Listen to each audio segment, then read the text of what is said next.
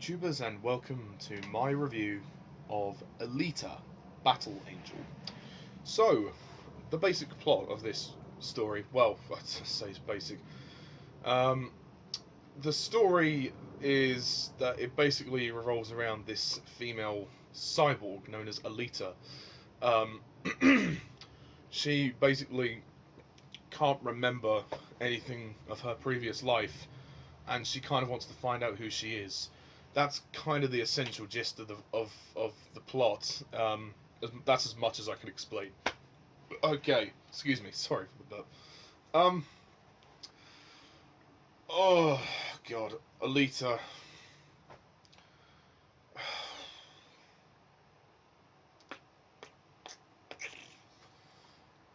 This movie bored me.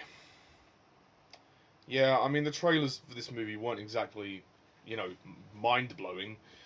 But the movie just it wasn't great. It wasn't like it was horrible or anything. It was just not good. Okay, let's get this out of the way. The good things. It's technically very impressive. The visual effects and the CGI motion capture are all fantastic. And Alita herself looks great. I mean, she looks very photorealistic.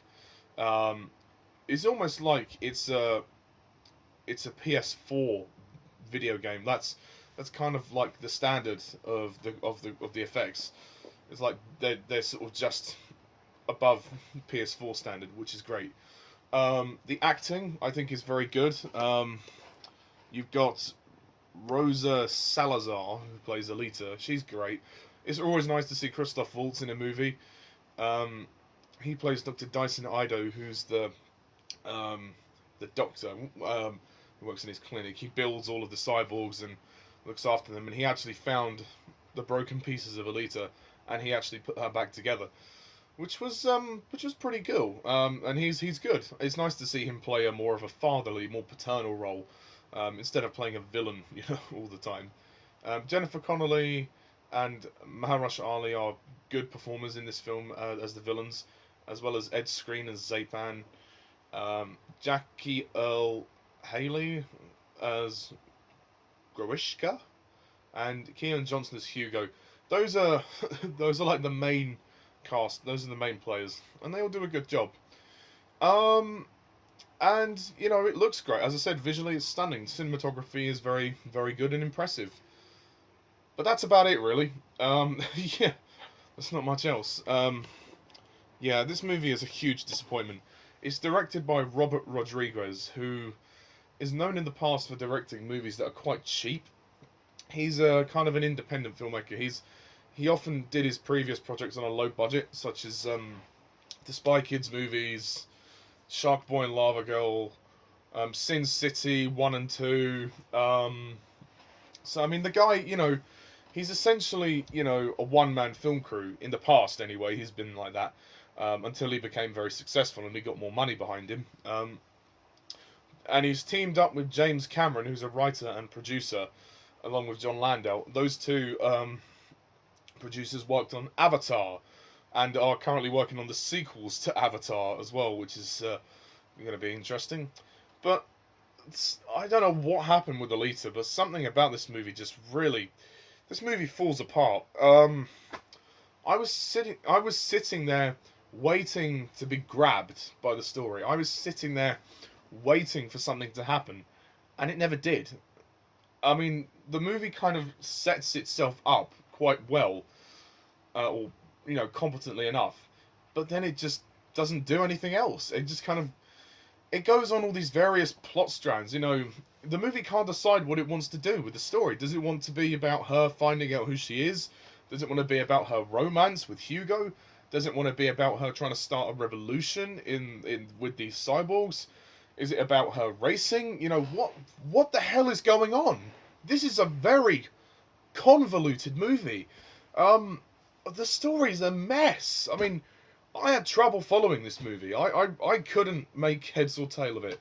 Hence why I had to essentially look at the IMDb page to read the plot. And that was about as much as I could explain from the plot. This movie's biggest problem for me, my main problem, is that it is convoluted. I think the script is all over the place. It's all over the place. You have an intriguing setup followed by a very messy narrative, and the third act and the second act is just the first two acts of this movie drag. I mean, this movie has awful pacing.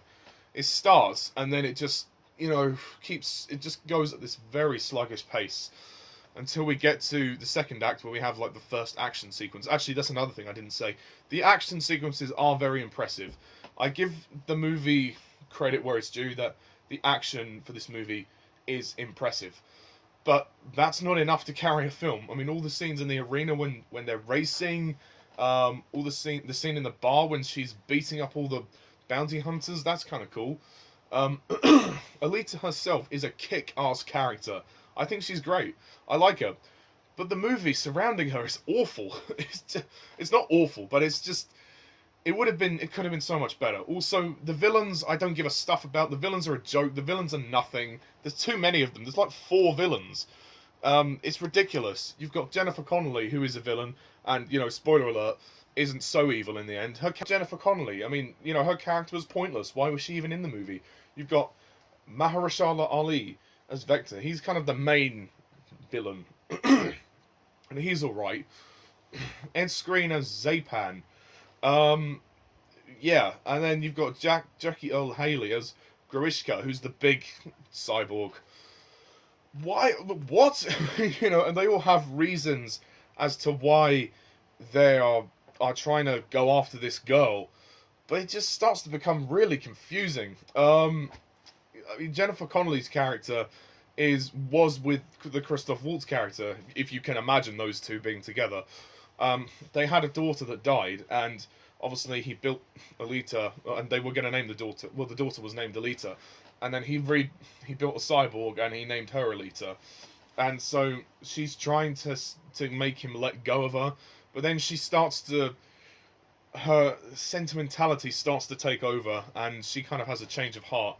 I don't know why all the other villains are in there. I mean, Vector is obviously a villain who's working for someone else, who's working for a higher force up above in Zoran. I don't know what the place is called.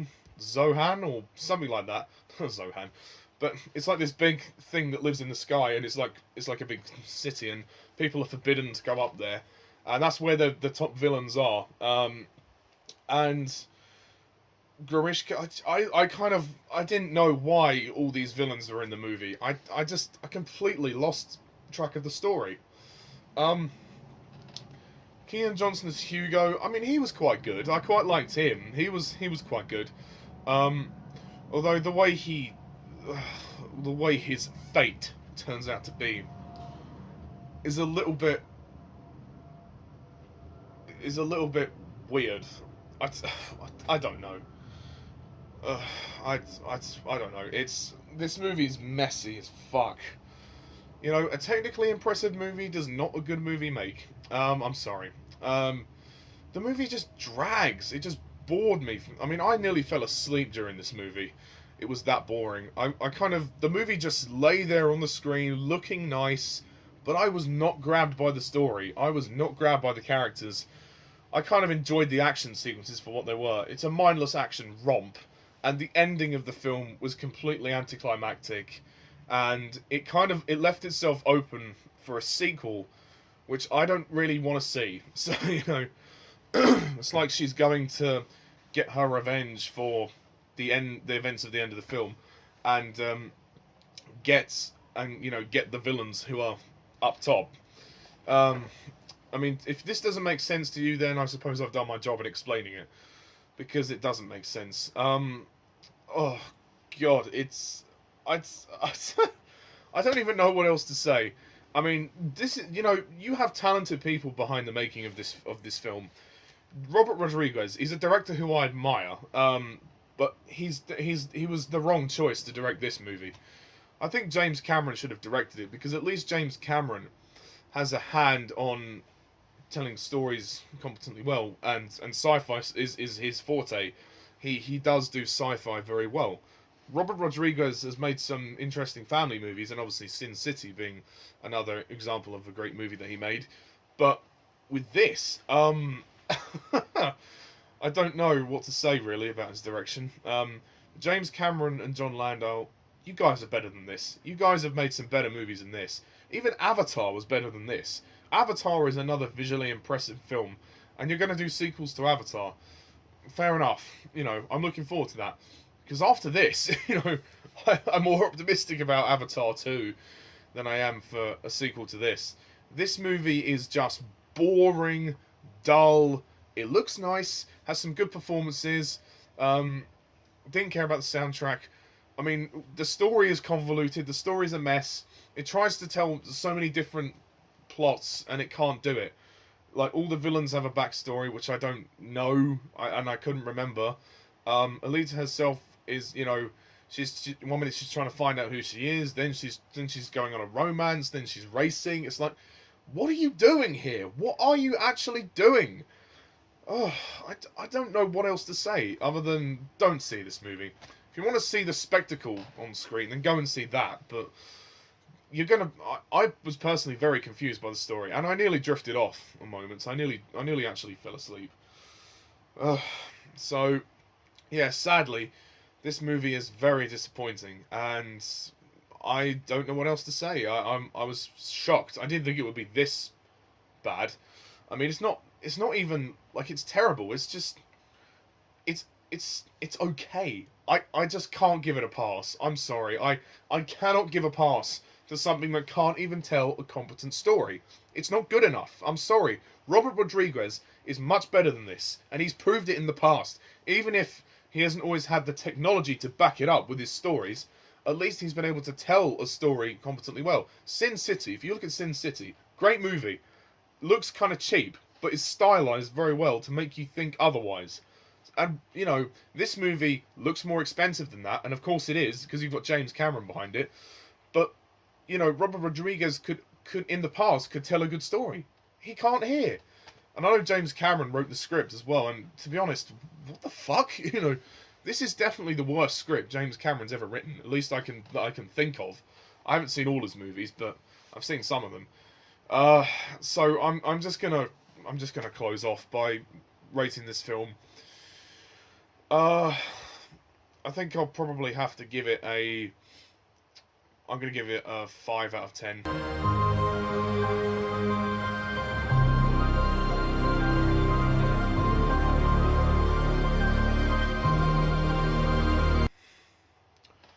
It's okay. I think it's all right. I mean, it kind of lays there on the screen. It's a fun romp. Like, you can watch the action. I mean, the movie's 2 hours long, but it feels half an hour longer than it is. It felt like it was 2.5 hours long because the pacing was so slow to begin with. The movie just took ages to get going, and it never got going for me. And I couldn't get into it. I couldn't get into it. I'm sorry. You know, I tried. I tried. But this is definitely one of the worst movies from Robert Rodriguez as well. It's just not good.